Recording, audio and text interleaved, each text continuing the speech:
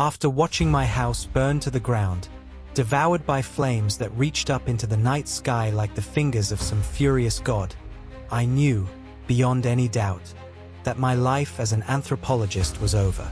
Not just changed, but irreversibly shattered. Especially when I saw the black truck speeding away into the darkness, its taillights glowing like sinister eyes, and inside it, 3 hooded figures who didn't even glance back. My name is Marcus. Until 6 hours ago, I lived a life of calm routine. I studied lost cultures. I taught eager students in dusty university halls. I lived alone in a quiet house on the outskirts of Portland, surrounded by books, old maps, and the comfort of knowing exactly what each day would bring. Now I am barefoot, running through the wild, rain-soaked jungle of the Pacific Northwest. My heart is pounding. My arms are bleeding from the branches that lash out as I pass. My feet are raw from moss and stone. All I have are the clothes on my back, and the knowledge that those men, whoever they are, will return to finish what they started. The worst part? I don't even know why they want me dead. It all began 3 weeks ago. I remember it vividly. I had received a package with no return address. Inside was a strange ceramic shard, unlike anything I had ever encountered in all my years of research. It was covered in inscriptions, symbols and glyphs that didn't match any known civilization, ancient or modern. Alongside it was a note written in a hurried, trembling hand. Professor Chen knew too much. Now you are beginning to know too much. Professor Chen had been my mentor, a brilliant man who had guided me through the maze of academia with wisdom and grace. He had died last month, supposedly in a car accident. But now, staring at that note, something shifted in my mind. That accident didn't feel like an accident anymore. As my house burned, consumed by a fire so intense that it lit up the forest for miles, I realized I had to disappear, to survive. So I ran, deeper and deeper into the forest of pine and fern, the green cathedral of the Northwest, where shadows ruled and the air was thick with ancient secrets. I had been running for nearly 2 hours when I heard it. Not the heavy footsteps or engines of my pursuers, but something else entirely. A sound unlike any I had heard before. A melodic whisper, soft yet omnipresent, as though the forest itself were humming some forgotten lullaby in every direction at once. I stopped, gasping, beside a massive fallen tree, its bark slick with rain. That's when I saw her. She emerged from the shadows not like a creature walking but like something born of the very vegetation itself. It was as if the plants had shaped themselves into a being. Her skin shimmered with a faint green luminescence, absorbing the moonlight that filtered through the treetops. She was undeniably feminine, yet her features were different, otherworldly. Her eyes were a hypnotic shade of deep emerald, so intelligent and focused they made my blood run cold. "You shouldn't be here," she said, her voice a whisper carried on leaves and wind. She spoke perfect English, but her accent was unfamiliar, as though it had no homeland, no origin. "Neither should you," I stammered, though my voice betrayed my fear. She tilted her head. That's when I noticed the subtle ridges on her forehead, like miniature horns, and ears that came to a delicate point. "I should be here," she said calmly. "This forest has been my home for far longer than your species has been walking upright." Before I could respond, a low, grating sound interrupted us. The unmistakable growl of engines, growing louder, closer. They had found me. My mysterious pursuers were here. The green-skinned woman's expression changed instantly.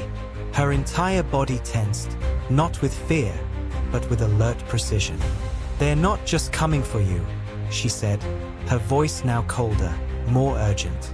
"They're coming for me as well." She extended her hand. I hesitated, unsure what to expect, but then the plants around us began to stir. Not with wind, but with intention.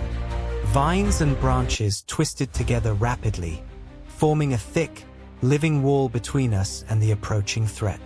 "How are you doing this?" I asked, stunned, as the forest seemed to obey her command. She looked me in the eyes. "The ceramic piece in your pocket," she said, "it's changing you. That's how they can find you. And that's how I sensed you from such a distance." I instinctively reached into my jacket and felt the shard. Still warm, still humming faintly with a strange energy. I hadn't even realized how attuned I'd become to it until now. The engines were now almost on top of us. There was no time to think. Suddenly, she seized my arm. Her touch was icy, but a jolt of energy surged through me like an electric current, awakening something primal inside me. In the blink of an eye, we were sprinting side by side, impossibly fast. My legs moved with strength and precision I'd never known. We leapt over fallen logs, dashed around jagged boulders. My lungs should have been burning, but I barely felt it. Something inside me had changed. As we ran, she spoke rapidly. "Professor Chen didn't die in an accident," she said. "He was killed. Years ago, he found one of the fragments, just like the one you have. The men chasing you collect them. They destroy anyone who gets in their way." "How many fragments are there?" I asked, between strides.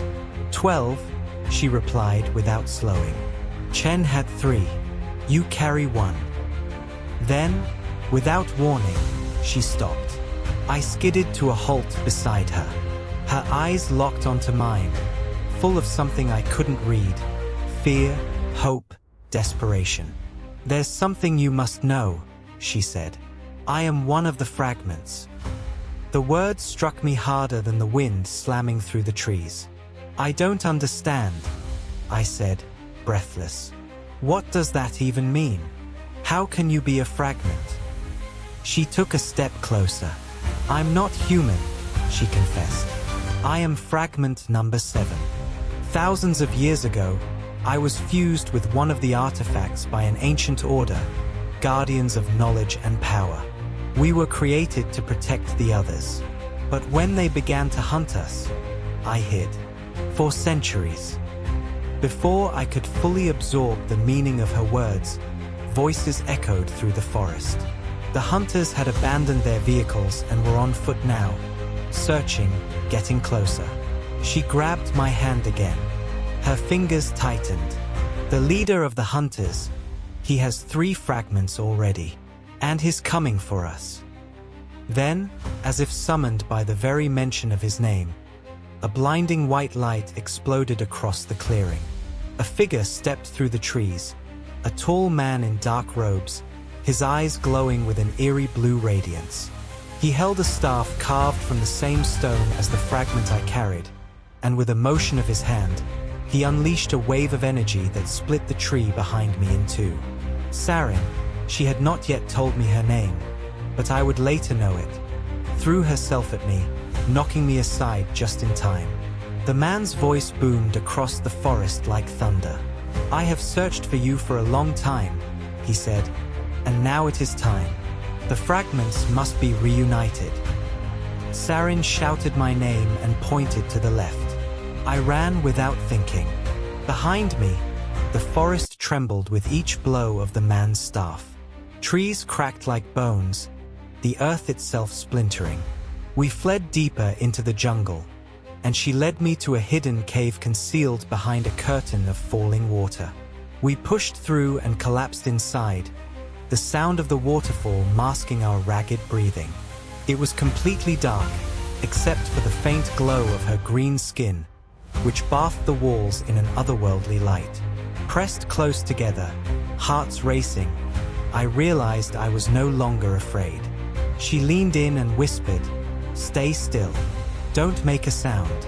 If he finds us now, it's over." Her lips were near my ear, her breath warm.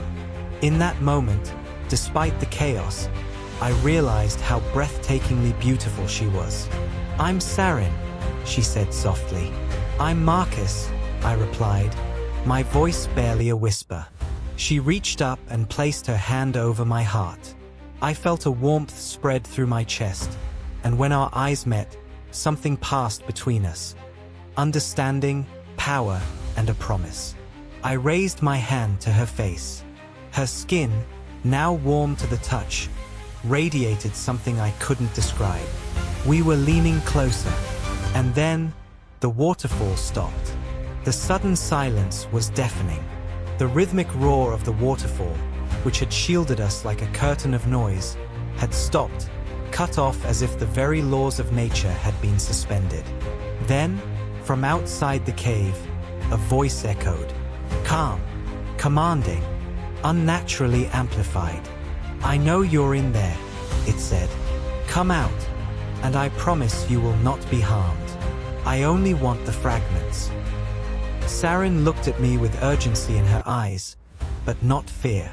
Her face was resolute. She leaned close again and whispered, "I have a plan. Whatever happens out there, trust me. Do not interfere." I nodded, heart pounding, and we emerged from the cave slowly, our hands raised in surrender. The man was waiting for us. Up close, he looked even more disturbing. His skin bore glowing marks, thin, jagged scars that pulsed with the same blue energy as his eyes. He was tall, perfectly still, his staff held loosely in one hand. "Give me the fragment," he said to me, with a voice that felt like it was resonating inside my skull. I reached into my pocket and pulled it out. The ceramic piece burned hot in my hand, now glowing intensely. As I held it up, the man's staff responded, humming with matching energy. Then Sarin stepped forward. "Wait," she said, her voice calm but loud. "Before you take it, listen to me. I have something to offer in exchange." The man raised an eyebrow. "Do you now?" he said mockingly. "I offer myself," Sarin said. "Take me, and let him go." He laughed. "You don't understand, do you?" he said, turning his cold gaze to me. "I'm not just a hunter. I'm the last blood descendant of the original civilization. My ancestors created the fragments. They belong to me, all of them." He stepped forward. Professor Chen was my partner. For years, we searched for the fragments together. But then he became greedy, tried to keep 3 for himself. So I removed him. I staggered back, stunned. Sarin looked at me with wide eyes. I had believed Chen was an innocent victim, but it turned out he had been part of the organization all along, until he crossed the wrong line. The man extended his hand toward me. "Give it to me," he commanded. But before I could react, Sarin shouted my name and tossed something through the air. Another ceramic shard. A second fragment. She had been hiding it all along. The moment it touched my hand, my vision exploded with light. Power surged through my body like a tidal wave. I gasped, nearly collapsing from the sheer force of it. I could see the forest in ways I never imagined. Every leaf, every ant, every heartbeat around us was visible in perfect clarity. I turned to the man. He looked unsettled now, nervous. "You don't understand what you're holding," he warned. "2 fragments together are unstable, dangerous. If you don't control them, they'll consume you." But I wasn't afraid. I felt stronger than I had ever been. Alive, alert, aware. I looked at Sarin. She smiled at me, and I knew she could sense it too. "We're equals now," she said, softly. The man raised his staff to strike. But this time, I was faster. I lifted my hand, and from my palm erupted a force I couldn't explain. Pure energy, glowing gold and green, colliding with the man's chest and hurling him backwards. He slammed into the ground with a grunt, blood dripping from his mouth, his staff skidding away.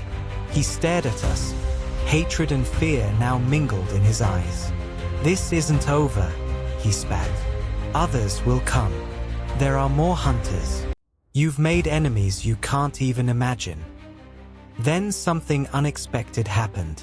Sarin stepped beside me and placed her hand on mine. Our energies merged, and suddenly the glowing marks on the man's body began to fade. His power, the fragments he held, they were abandoning him. He collapsed to his knees. Human again. Fragile. Mortal. Go, I said, stepping forward. Leave. And if I ever see you again, I won't be as merciful. He scrambled to his feet and fled into the forest, no longer a godlike pursuer, just a man running from the force he could no longer control.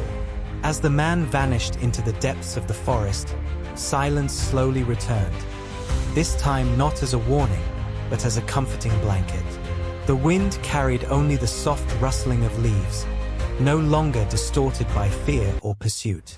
Sarin turned to me, her expression softened, her eyes gleaming faintly in the moonlight. She stepped close and placed both hands gently on either side of my face.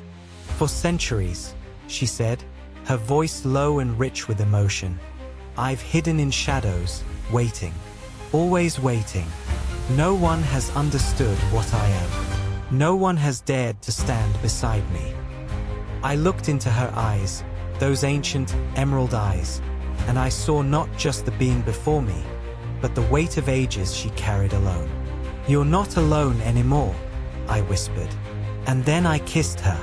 Under the moonlight filtering through the trees, surrounded by the scent of moss and the lingering electricity in the air, we kissed. Her lips tasted like nature itself, earthy, wild, timeless. I felt something awaken inside me, something that bound us together in a way that was more than human. When our lips parted, we stood forehead to forehead, breaths mingling. What happens now? I asked. She drew back slightly, her expression turning thoughtful, yet determined. Now, we carry a responsibility. Together, we hold 4 fragments. That makes us targets, but it also makes us protectors. We must find the others, she continued. Not to use them, not to possess them, but to protect them. To ensure they never fall into the wrong hands.